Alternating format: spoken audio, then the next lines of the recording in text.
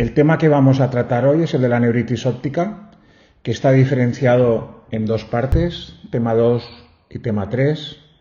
Insistiremos en el diagnóstico, la clasificación, el tratamiento y en esta primera parte hablaremos básicamente de las neuritis ópticas de causa neuroinmune.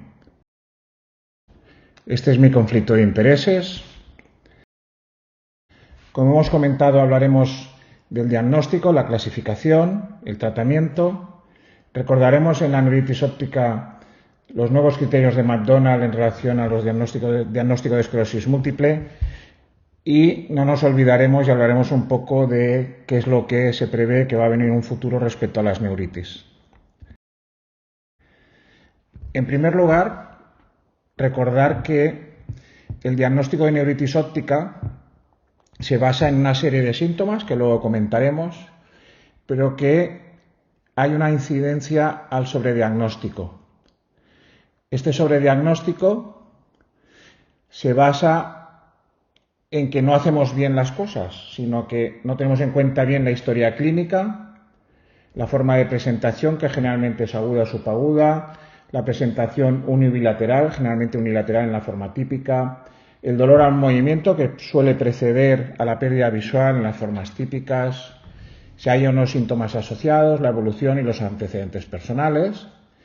Y en la exploración hay que tener en cuenta que hay que realizar una exploración completa, incluyendo agudeza visual, valoración pupilar, para ver si hay defecto pupilar aferente relativo o no, realizar el test de colores, una campimetría computerizada si es posible, una tomografía de coherencia óptica, porque podremos determinar si hay inicialmente algo de edema de papila o no, y luego posteriormente valoraremos la evolución y si hay pérdida de capa de fibras nerviosas o de células ganglionares, y el aspecto del fondo de ojo, en el cual solo se puedan ver en general anomalías en la papila.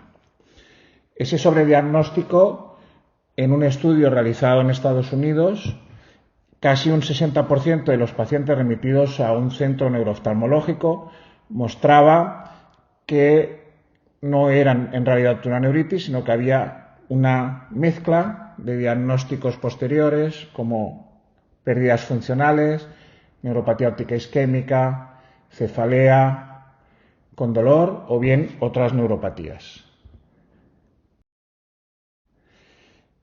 Hay que tener en cuenta que recientemente se ha publicado en el Lancet Neurology en el año 22 los criterios diagnósticos y de clasificación para neuritis óptica. Es importante porque hasta hace poco no se tenían todos estos datos en cuenta. Sí se basa, como vemos en la zona remarcada, en unos criterios clínicos, unos criterios paraclínicos y según esos criterios se hablaba de neuritis óptica definida, posible o no neuritis óptica. ¿Cuáles eran los criterios clínicos?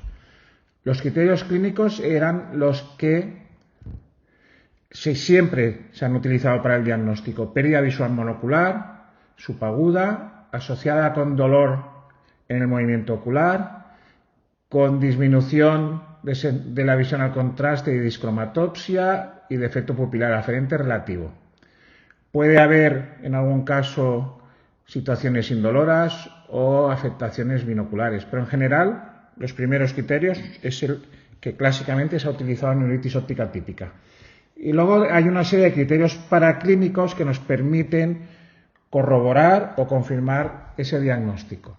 Entre ellos está el OCT, que puede determinar si hay edema o no, pero también si hay una diferencia interocular al cabo de varias semanas o meses en la capa de fibras nerviosas o en la capa de células ganglionares, la presencia en la resonancia de contraste o captación de gadolinio y biomarcadores que pueden ser la coporina 4, que es un anticuerpo contra el astrocito, anticuerpos antiglicoproteína del odengrocito, que se presenta en la enfermedad anti-MOC, o anticuerpos anti-CRMP5, que es para neoplásico. O bien la presencia de bandas oligoclonales en líquido cefalorraquídeo, que es bastante característico y específico de la esclerosis múltiple. A partir de ahí, como hemos visto, se determina si estamos frente a una neuritis óptica definida, a una neuritis óptica posible o bien no es una neuritis óptica. Para confirmar ese diagnóstico se ha intentado también utilizar estos criterios que se publicaron en una publicación del año pasado, aplicando esos mismos criterios en pacientes que se están reclutando en una red de neuritis óptica aguda con otro objetivo, básicamente terapéutico, en el cual en esos pacientes, como se ha visto, no todos los pacientes cumplían el criterio.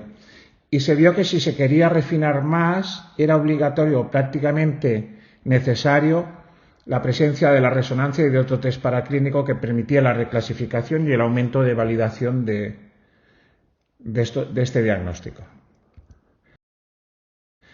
Hablaremos de las neuritis ópticas básicamente autoinmunes o neuroinmunes, que es lo que vemos mayoritariamente. En la segunda clase o en la segunda temario hablaremos de las otras causas, de las asociadas a infecciones posinfecciosas, posvacunales o vacunales, y también asociada a trastornos sistémicos. Empezando por esta clasificación de las formas autoinmunes, hay que recordar que hay varios subtipos. Encuadrado en rojo vemos las formas clásicas asociadas a esclerosis múltiple, la neuritis óptica asociada a esclerosis múltiple, que puede ser aislada o recurrente. Formas aisladas de neuritis óptica que no se aprecia ninguna otra alteración y se incluyen dentro de este grupo. Y luego hay unas formas recurrentes que son negativas para anticuerpos y que no cumplen tampoco todos los otros criterios, que sería la forma recurrente. Abajo vemos una forma que se llama primariamente progresiva, igual que hay en la esclerosis múltiple, evolución primariamente progresiva sin brotes.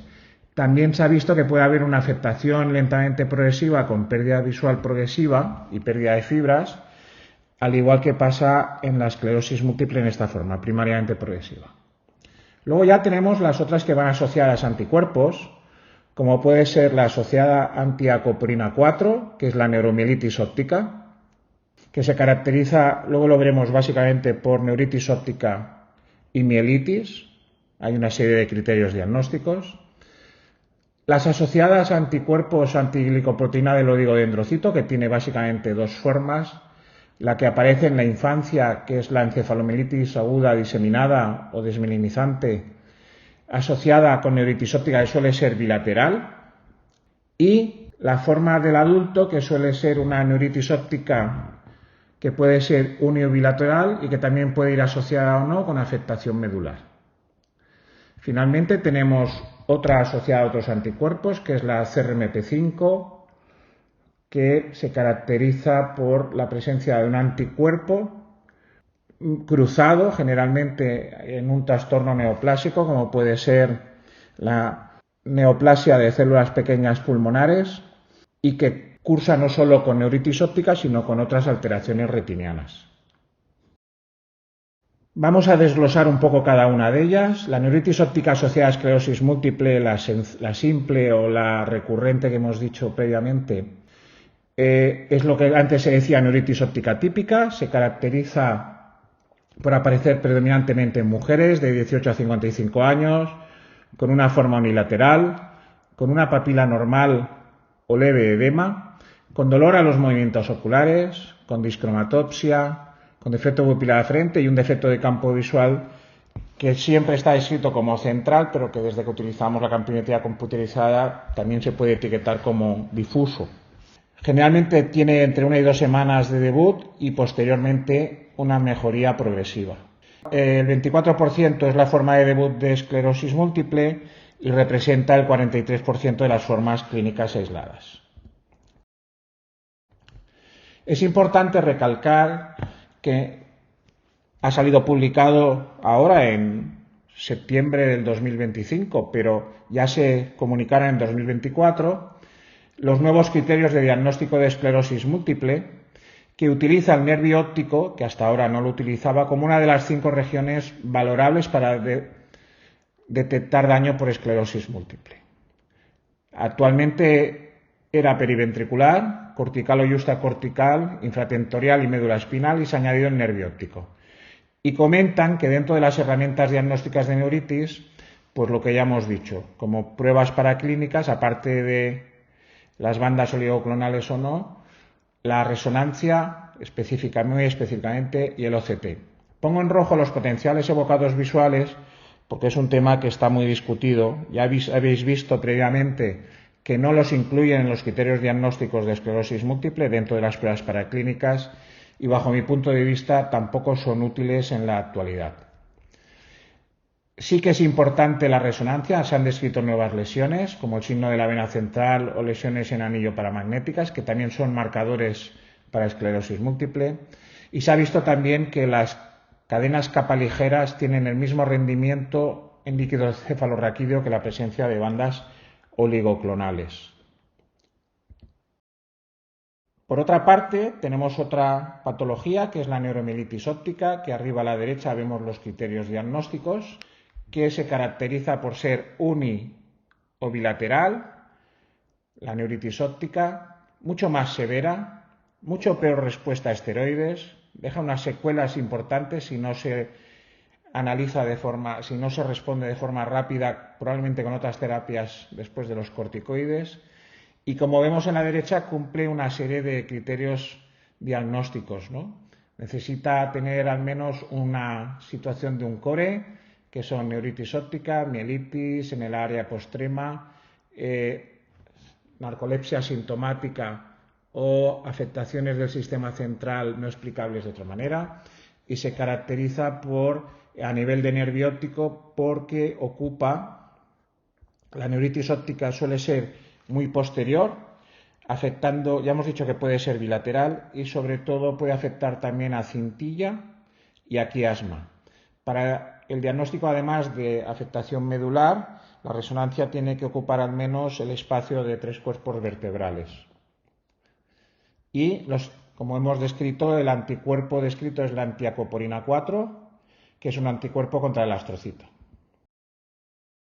Tenemos también las neuritis asociadas a anticuerpo contra la glicoproteína del oligodendrocito, que antiguamente estaban incluidas dentro de la NMO y se consideraban neuromielitis ópticas seronegativas. Ahora no, ahora se ha visto que es otra enfermedad y que se caracteriza primero por la presencia del anticuerpo. En segundo lugar, puede aparecer un edema florido. La afectación que se aprecia en la resonancia es larga y puede haber también afectación perineural. Estos arriba a la derecha también son los criterios diagnósticos que se basan básicamente en la presencia del anticuerpo y luego una serie de clínica que ya hemos dicho que en niños suele ser la encefalomielitis aguda diseminada y en adultos la neuritis óptica, la mielitis transversa o otras lesiones cerebrales.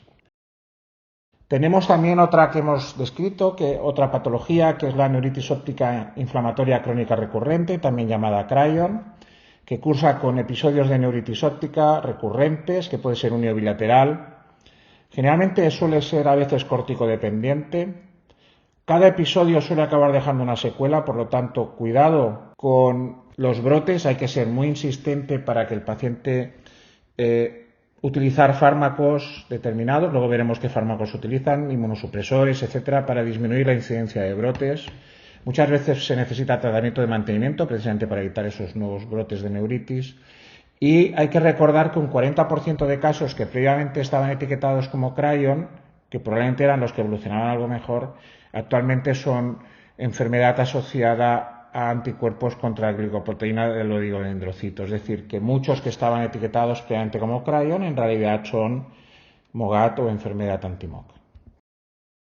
Ya hemos comentado también que había otro anticuerpo, que era el de la neuritis óptica con anticuerpo CRMP5. Se caracteriza por ser paraneoplásico, con edema papilar, vitritis, trastornos de motilidad, neuropatía periférica y puede asociarse también con otros anticuerpos antineuronales.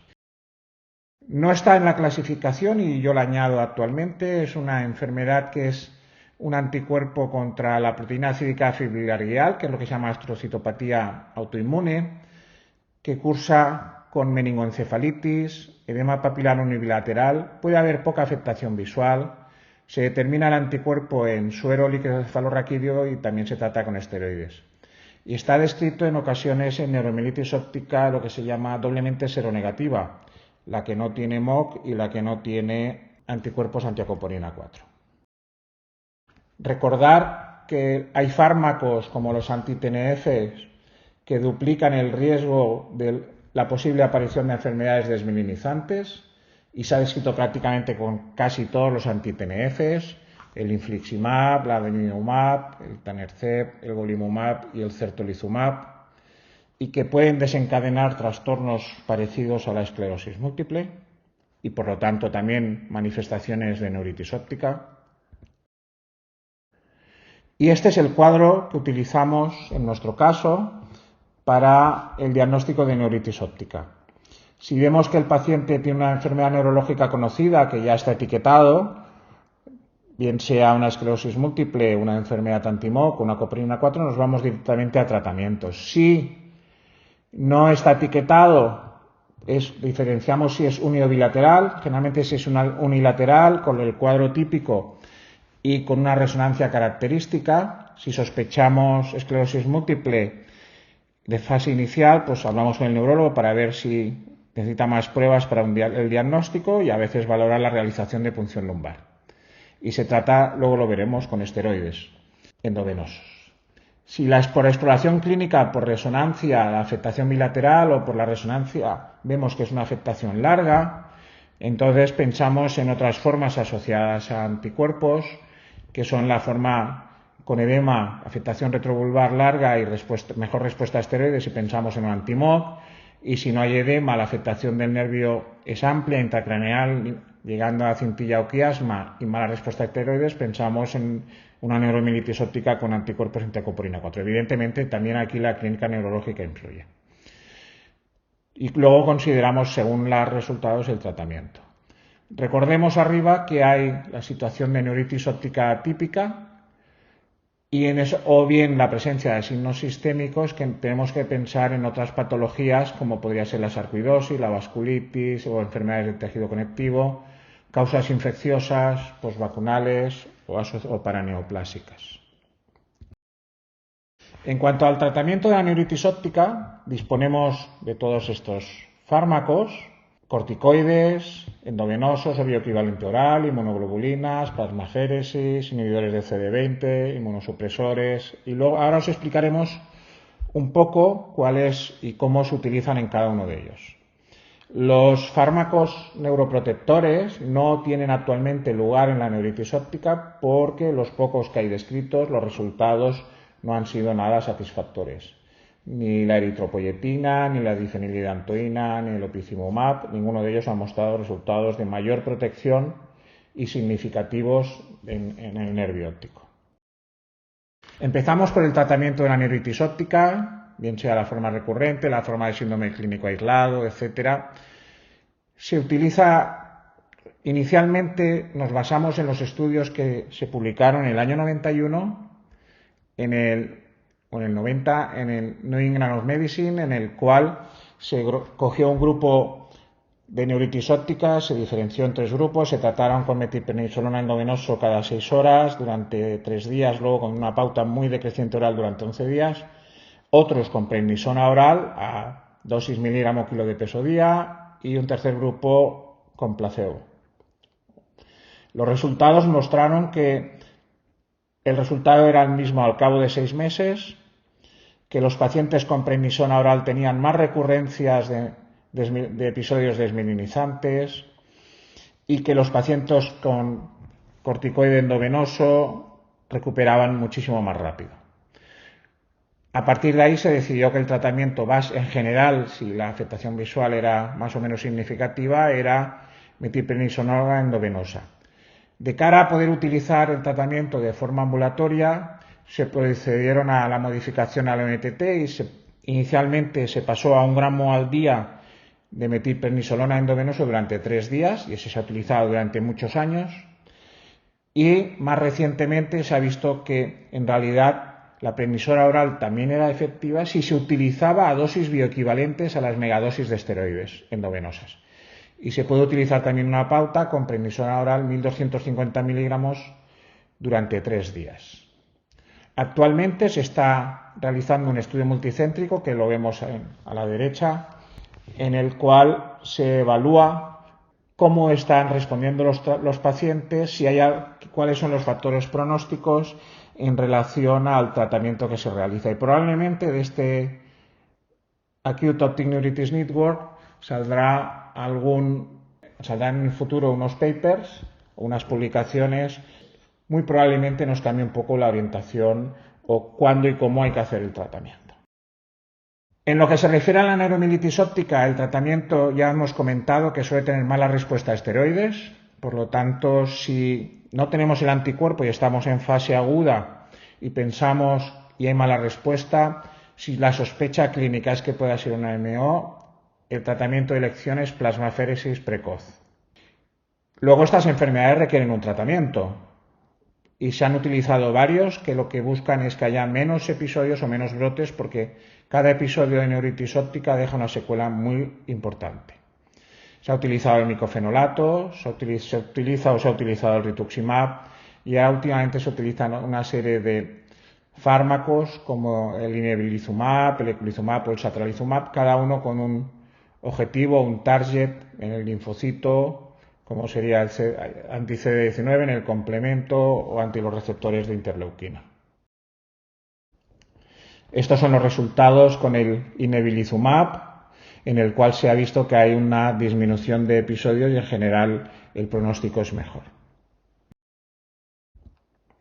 La neuritis anti-MOC se trata también con megadosis de esteroide en fase aguda. Hay que pensarla, como hemos dicho, en aquellos pacientes que en la resonancia vemos perineuritis, afectación larga y edema de papila florido. Se trata con megadosis de esteroides, pero si no responde también se utiliza la plasmaféresis. En este caso de mantenimiento los fármacos varían un poco. También es cierto que es una enfermedad de descripción más reciente. Se utilizaba primero azatioprina de mantenimiento, luego micofenolato, rituximab o tocilizumab. E incluso se ha llegado a utilizar CAR-T, la terapia de reeducación de los linfocitos, con unos resultados, al menos bajo mi experiencia, pobres.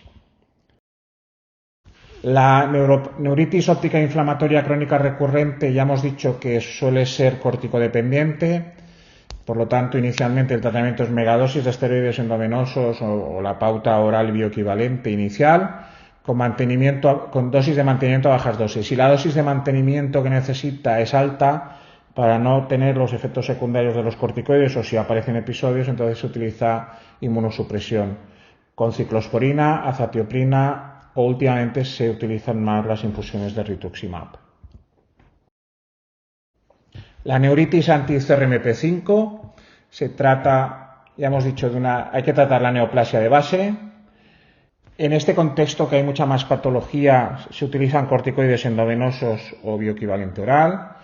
También, como va asociada con anticuerpos, pues puede ser útil en algún momento la plasmaféresis y puede utilizarse a veces también como inmunosupresión la ciclofosfamida, aunque generalmente la respuesta suele ser mala si no conseguimos eliminar la neoplasia de base.